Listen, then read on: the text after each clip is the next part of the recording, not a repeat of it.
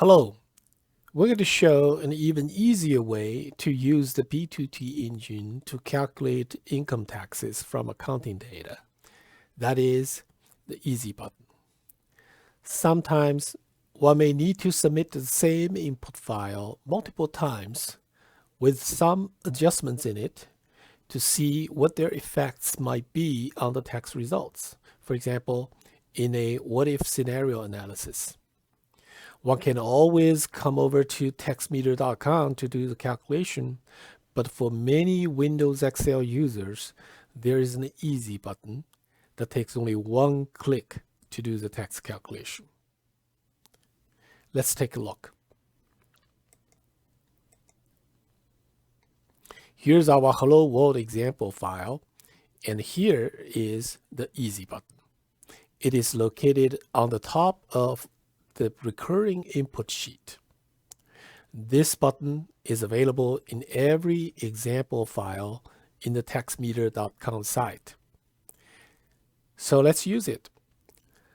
To recap, this input file is about a U.S. Corporation P that has a revenue of $1,000 minus here means the credit balance. So instead of going to taxmeter.com to do the calculation, we use the easy button, click the easy button, and it's calculating, and it's down. And here's a link to the output file, and we can open the output file using the open button. And the result shows it's 210 on 1,000 income. Let's close it and make some adjustments to the input file. Let's change the input from 1,000 to 2,000. Let's save it.